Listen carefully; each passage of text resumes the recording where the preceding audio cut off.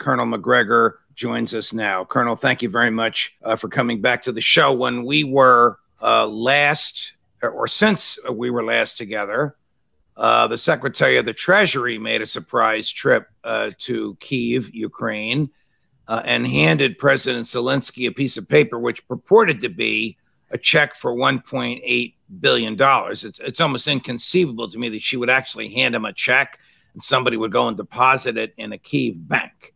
But she did say that she brought $1.8 billion in financial reserves, aka cash, with her. How dangerous and absurd is it to trust that amount of cash in the hands of a regime like Zelensky heads? Well, it's hard to believe that the money was just dumped on Zelensky. I doubt that that's the case. But as you point out, this is probably the most or one of the most corrupt nations in the world. Zelensky and his regime sit on top of a huge mountain of corruption. But keep in mind, we own Ukraine as far as the state goes, as far as the government and its military are concerned. We pay for everything. We own it lock, stock, and barrel. And we've decided that regardless of what happens, we're going to essentially sail this ship despite how many icebergs it may strike. And I think it's already struck one, and the ship is already sinking. But, you know, we don't seem to care about that. We're more worried about how we look than what really happens. You recently said Ukraine is destroyed. There's nothing left. Can you elaborate on that, Colonel? Well, if you look at the cities, I think it was Graham Allison, whose landmark work, of course, goes back to the 1960s and 70s about the Cuban Missile Crisis. And he observed that in addition to the Russians sitting on virtually everything that is of any value to Ukraine, 80–90% of its gross domestic product, effectively, its mineral resources, oil, gas, coal, steel production, factories, 40% of Ukraine's urban centers are largely destroyed because the Ukrainian army positioned its forces in those areas, and the Russians had no choice but to attack them. And they've had to attack air defense assets positioned in urban areas. The transportation infrastructure is in terrible shape. They can't move very much anymore, and when they do, they're immediately at risk. Communications are down. Millions more are trying to get out of the country. We don't really know how many people are left in it. So for all intents and purposes, I would argue this place is destroyed. How are we going to get it back? I have no idea. Well, Ukraine was once called the breadbasket of fill in the blank, Eastern Europe, the West, whatever, because it sold so much wheat. What has become of those fields of wheat? Well, we have to assume that some of it has survived and will be grown, but you're not going to see the kind of harvest that we've seen in the past. Until quite recently, the most impressive harvest in the history of Ukraine occurred in 1915. Believe it or not, communism just about destroyed the agricultural sector, and it took decades to recover from that. So, you know, it's a tragedy, but we don't seem to have a coherent military strategy, but we have a damn good media strategy. Well, the media strategy is who knows who else is going to go to Ukraine. I mean, with Secretary Yellen, with Secretary Blinken, he didn't have a check for $1.8 billion, or he didn't claim that he had a check. So we don't know what promises he made or conversations he had. But of course, the administration makes a big deal out of that. A man you and I admire a lot, Congressman Andy Biggs of Arizona, not only for his intellect, but also his fidelity to the Constitution and his personal courage. He's like shoveling against the tide in the House of Representatives, arguing that the government is suspending us into oblivion and that we shouldn't be sending a blank check to Ukraine. Told me on the show earlier today that the Defense Department assured him that we do not have any troops on the ground in Ukraine, that there are only contractors there. Now, do they call troops in civilian clothes contractors? Do they hire contractors, outside civilians, to show the Ukrainians how to run this equipment? Or is this just some sort of a word game that the DOD is playing? Congressman Biggs didn't believe a word they said, but they did say it to him. Well, as a general rule, not believing them is probably a good thing to do. So I doubt that that's actually the case. But contractor simply means someone who wore a uniform yesterday and doesn't wear one today and is sent in to do whatever is required. And right now, Ukrainians have admitted that they really can't operate most of the equipment that they're receiving, which means that things like HIMARS, even these new tanks that are coming in, are going to have to be operated by contractors on behalf of the Ukrainian state. They've taken such very heavy losses that I know we're recruiting as many mercenaries as we can. And they're being paid through various front organizations by the CIA. We are desperate to keep this thing going. Ukraine is actually on life support. Let there be no doubt about it. But until the life support is cut off, it will continue. All right. So you say some of the tanks need Americans to operate. The Americans who wore a uniform yesterday are in civilian clothes today. Is it conceivable that some of these tanks are actually being manned by Americans? And when there are tank battles, Ukraine versus Russia, the Russians could be firing unwittingly or maybe wittingly at tanks that are being operated by Americans. Well, I don't think that the Americans are the ones operating the tanks. I think more likely Europeans, Poles, Czechs, Germans, Lithuanians, Latvians, perhaps some Norwegians, some British.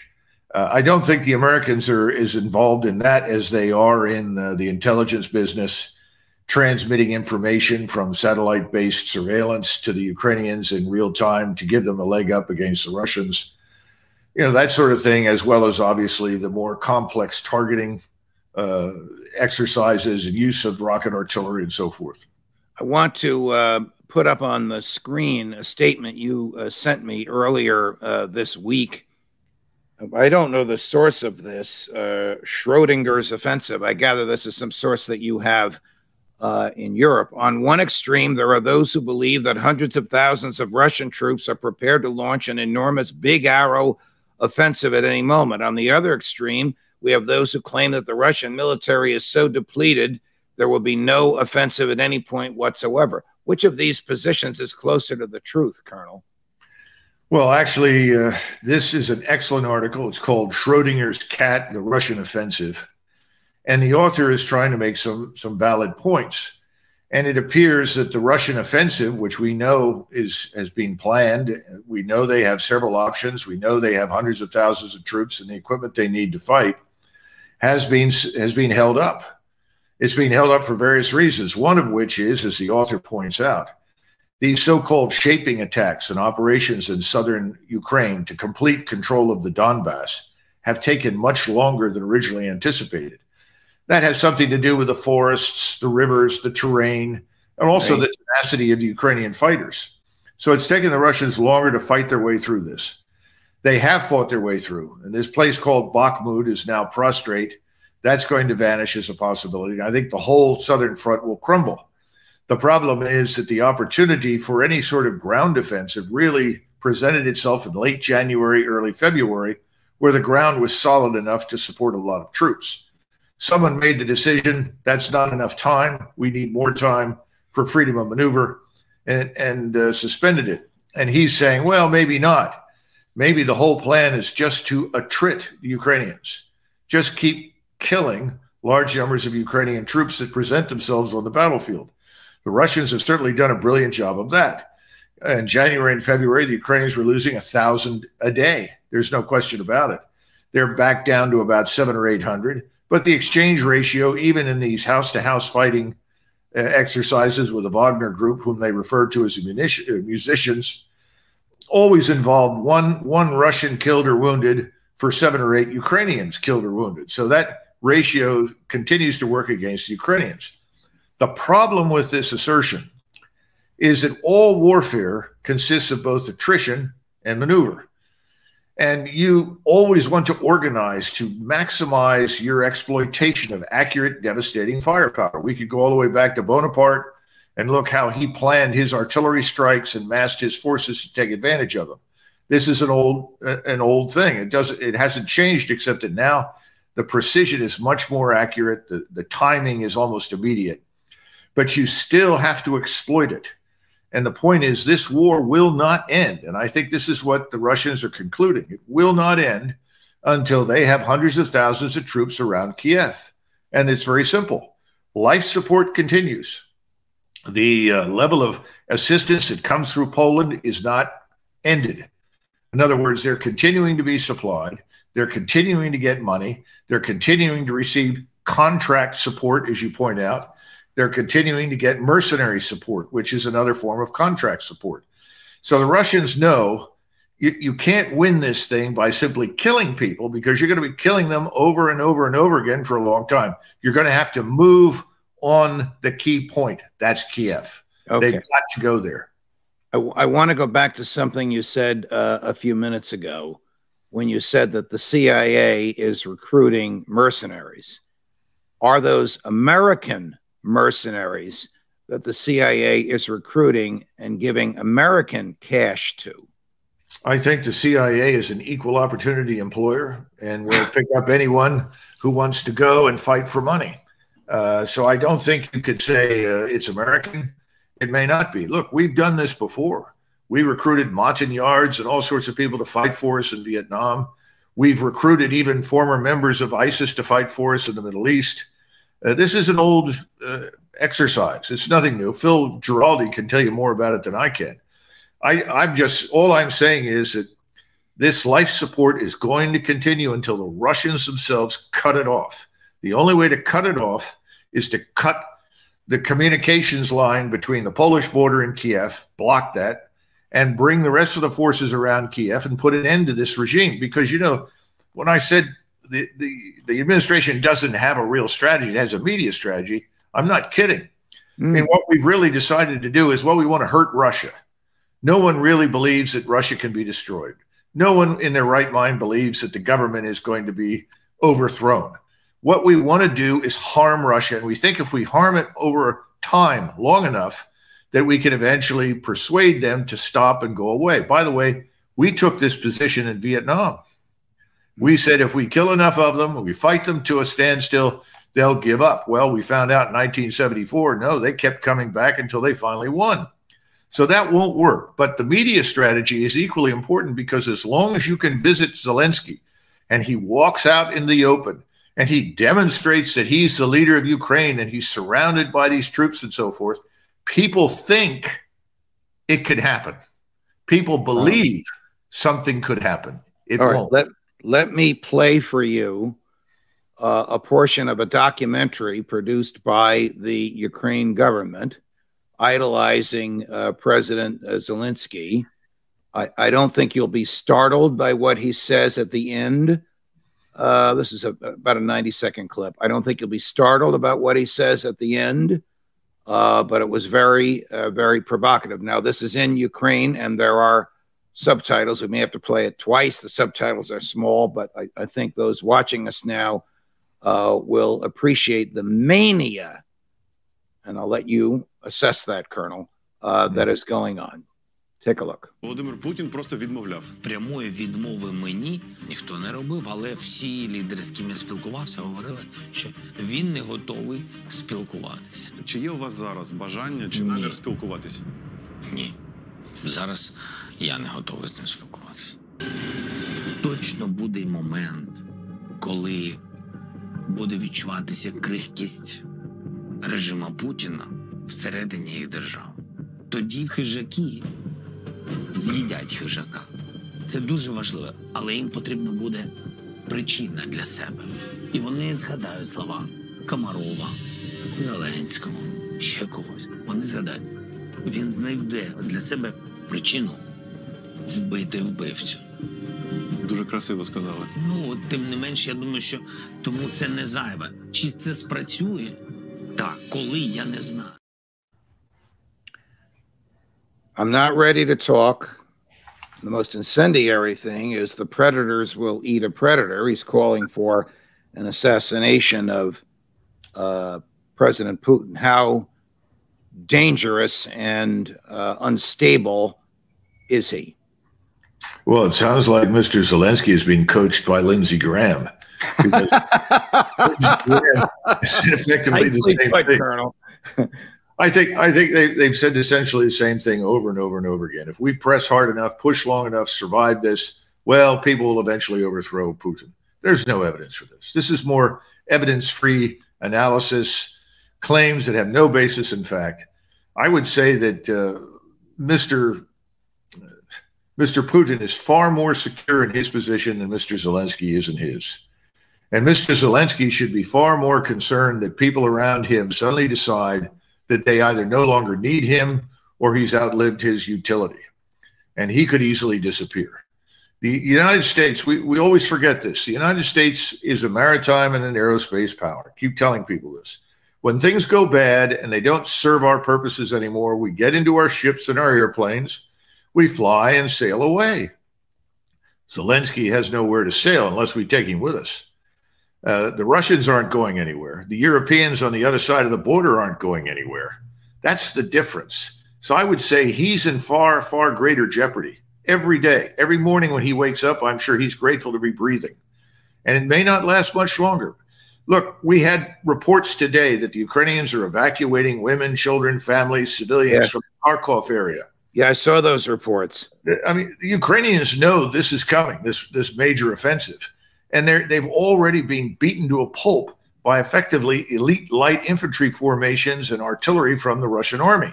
They haven't even faced the main body that would come in a major attack. And they're in very serious condition because he's thrown everything he can into every counterattack. He's got almost nothing left. This was the folly of his action. But if you're him, you've got to demonstrate, look, I'm alive. We're fighting. We can still win. If he doesn't do something, people will say, well, maybe we shouldn't support him anymore. He knows that. Right. That's all. This morning in Mumbai, India, at a meeting of the G20, or maybe it was actually yesterday by now, Secretary of State Blinken took his opposite number from Russia, the Russian foreign minister, aside, and they spoke for about 10 minutes. And according to the Secretary of State, he told them, we're going to keep supplying Ukraine no matter what it takes. Do you think he really said, how about we start some back channel negotiations? Or is he foolish enough, crazy enough to have missed that opportunity just to mouth the Biden administration macho line? Well, that's an unfair question because I'm compelled to say yes to the second part. I know your opinion of him. Well, it's not just him. I don't know him personally. Maybe a terribly nice guy. That's not the point. The point is that he and his co-conspirators in the White House and in the federal bureaucracy do not live in the same world that you and I do. They've concluded that they're right and that they're morally superior to everyone else and that whatever they do is justified.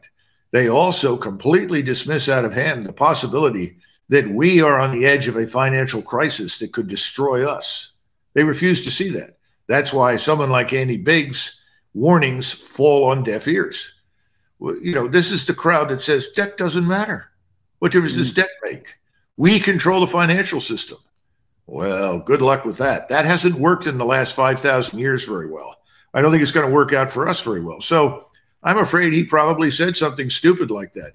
And having seen Mr. Lavrov at close range, where I was fortunate to sit with 10 other people and listen to him at lunch a couple of years ago, I'm sure that Lavrov was polite because he is a gentleman.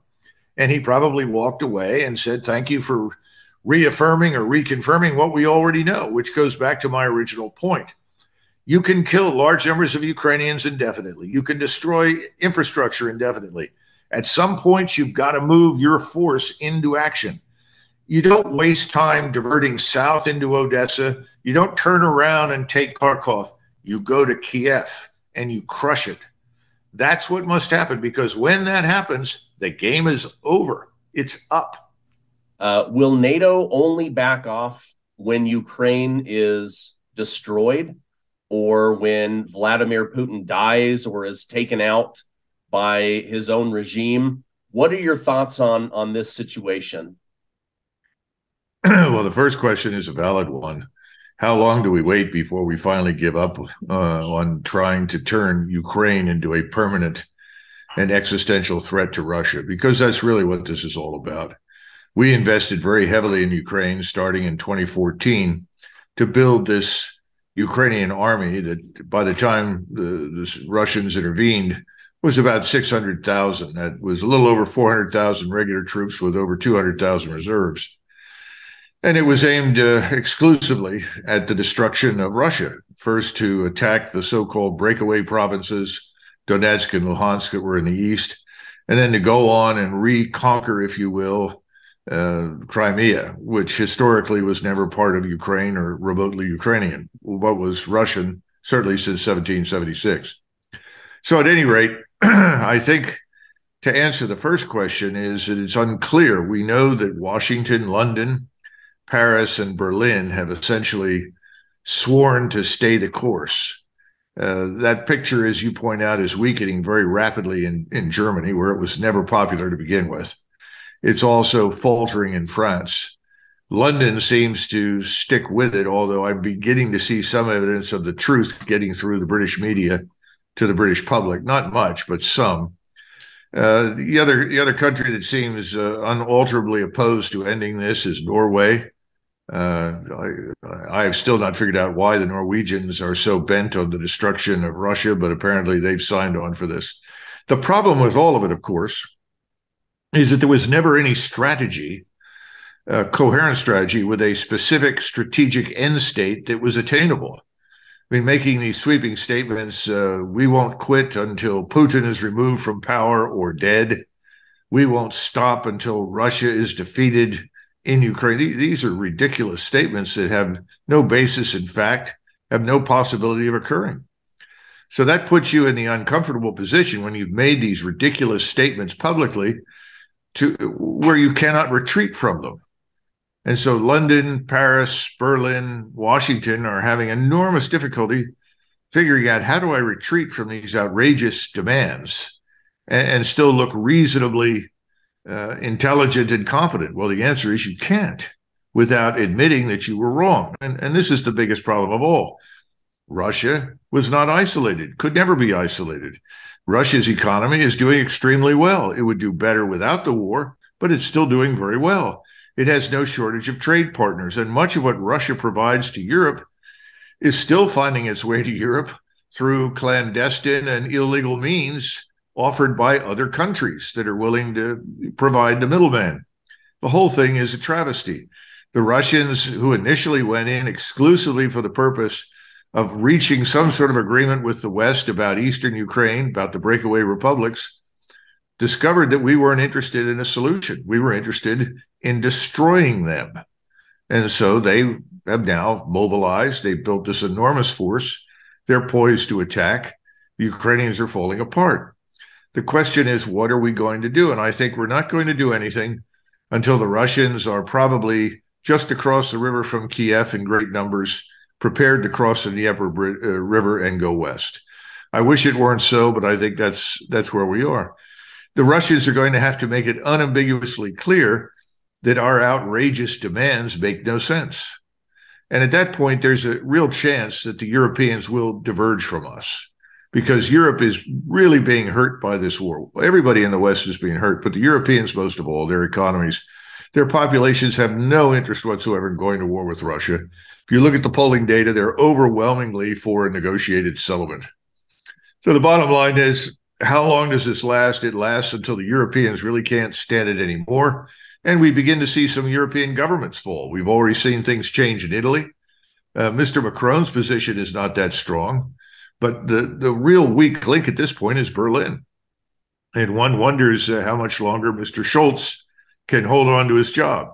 We have, 50,000 protesters in Berlin over the weekend against the war. Somebody said, well, there were still 10,000 that came out to support the war. Well, I think that's a good demonstration of just where we are.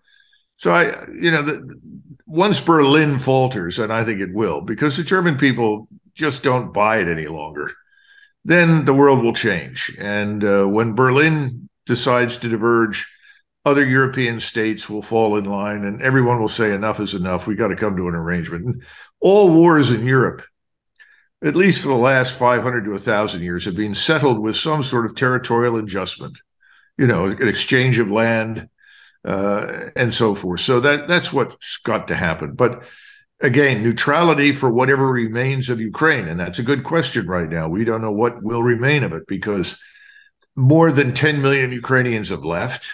There were already 2 million working in the EU before the 10 million left the country. All the Ukrainians that are being interviewed as they came out of Ukraine have all said, we will never go back. Now we add the numbers of casualties, which are horrific, and there are any number of different interpretations of numbers, but the numbers on the Ukrainian side are very large. Maybe as many as 200,000 dead by now, another 400,000 wounded. Most of these are people that will not recover from their wounds. They will be permanently disabled. So this has got to come to an end. I don't think there's much disagreement about it. But Mr. Zelensky is our puppet, and he's not going to give up or change his tune until we do. And we're not prepared to do it. So there's your answer. Okay. Two-part question here. So the United States media continues to say Putin is crazy and he doesn't have an off-ramp for getting out of this. But we also see that maybe the United States doesn't have an off-ramp for getting out of this. Does this have something to do with Putin's intel saying this thing will be over in 3 days and Joe Biden's intel saying this will be over in 3 days? And now here we are at the 1 year anniversary. I think on the Russian side, it wasn't so much of an intelligence failure as Mr. Putin was convinced that the Western allies would ultimately negotiate with him once he made it clear that he was serious. Remember, he's been talking about halting the advance of NATO for almost 20 years. This is not a new topic. He's gone to various Munich security conferences, given speeches, and made it clear that the Russians will not accept NATO's encroachment on its borders. I always find it fanciful that people say, well, the Russians invaded Georgia. Well, the Russians went into Georgia because we were there, and we began making noises suggesting that Georgia, of all places, would become part of NATO. Again, he said, look, Ukraine is off limits. That touches us. We have a strong historical relationship with Ukraine. If you insist on turning this into an extension of NATO and threatening us, we will answer in kind. And so ultimately he did that. Where he miscalculated, in my judgment, was twofold. First, he said, I'm going to have a negotiating partner. I think he grossly miscalculated the attitude, not just in Kiev, but in London and Washington and Paris. But remember, this is also the same man who was unaware that we had lied to him during the Minsk Accords. Remember, the Minsk Accords were designed to address most of these concerns. Central to the whole Minsk Accords business and to his objections has always been Ukraine's unwillingness to treat Russians as equal citizens before the law in Ukraine. Instead, they've said, either you convert and become Ukrainian, you abandon your language, your culture, and identity, or you can't stay. And they embarked upon this horrible Ukrainianization. And the two republics were taken under fire. And they began lobbing artillery into those areas almost immediately after the coup in Ukraine in 2014. So they killed 14,000 people in that area long before Mr. Putin ever intervened. So his point is very valid. They were already at war with us. We were just not at war with them. So, yeah, he miscalculated on those scales, and he sent in a very small force. He gave instructions to his officers, please don't do anything that will make a peace settlement impossible. We want to live with the Ukrainians. They are brother Slavs. They are Orthodox Christians. His generals shook their heads and said, this is not going to work very well. And he said, well, those are my orders. Minimize collateral damage, minimize casualties. It didn't work. On the Washington side, I live here, and so I've talked to lots of people, and I think they were extraordinarily arrogant. And they assumed that, oh, Mr. Putin will never do this. He'll never use force. If he does, it'll be the end of Russia, and he knows that. Well, that was always wrong. They had absolutely ignored everything he said, and now the consequences are the war that we're currently fighting. Okay. Yeah, thank you. I appreciate the insight on that. I want to talk about maybe Russia's next move and Ukraine's next defense. You and Scott Ritter have brought to people's attention that Russia has now upped their game. They are pumping out equipment and munitions 24 hours a day. They're building up anywhere from 300,000 to 500,000 soldiers. What do you think is Russia's next move? What do you think is Ukraine's counter move? Well, first of all, the Ukrainians are in a difficult position because they've already exhausted most of their reserves and their manpower on these pointless counterattacks against Russian defenders in southern Ukraine. The Russians went to what I would call an economy of force mission. They pulled in their horns, they consolidated in a smaller area, they built defenses, and then invited the Ukrainians to attack them. It's turned into a wonderful outcome for the Russians because the Russians have inflicted enormous losses on the Ukrainians to the point where Ukraine has really bled white. Now they're forcing old men, women, boys into uniform to try and fill the ranks. And as I think a former Marine who is currently fighting with the Ukrainians as part of their so-called Foreign Legion pointed out to several journalists, life expectancy on the front in Bakhmut, which has been the center of much of the fighting, is about 4 hours if you're a new recruit in the Ukrainian army. So this has been a disaster for the Ukrainians. Meanwhile, I think Zelensky and his friends have determined that we have to keep dying in great numbers to persuade the United States and the Western allies that we're a good investment. I don't think that's worked very well. I think the opposite has ultimately occurred. And people now realize Ukrainians have no chance whatsoever of winning. The question is, what can they do? And we're going to try and provide them additional equipment, and we're going to scrape the bottom of the barrel and keep hurling them at the Russians. Now, in the meantime, the Russians have taken comparatively few losses. I said that I thought they'd lost 20 to 25,000 killed and perhaps 40 or 50,000 wounded. There are others out there who say I'm over the top, that in fact the losses are much lower. Now, keep in mind that the Russians, when they inflict casualties, most of those casualties are inflicted by artillery systems, rockets, missiles, hard shell ammunition. They can fire thousands and thousands of rounds every day. The Ukrainians cannot. They don't have the ammunition. And all of the artillery systems are much more accurate because of these quadcopters, these small UAVs that fly over the battlefield that are linked to GPS and satellites and immediately transmit the firing data to the batteries. And this has just been devastating to the Ukrainians. The rapidity with which these standoff attack weapons can respond is really phenomenal. I think the Ukrainians now are not going to be able to do very much except fall back to new defensive positions, hope for the best. And the Russians are going to decide when they think they have enough artillery munitions on hand, and that's one of the things they've been doing, building up their stockpiles, because the last thing that you want once you embark in a battle is to discover that you don't have enough ammunition. If you want to fire 10, 15, 20, 30,000 rounds a day against your potential opponent in order to keep your casualties down, you got to have a lot of ammunition. So I think there's been a pause in January, not a pause on the battlefield, but with the senior officers said, wait a minute, we're not sure we have enough ammunition for what we want to do in the future. So I think that's part of the reason they've waited. The second part is to see what we do.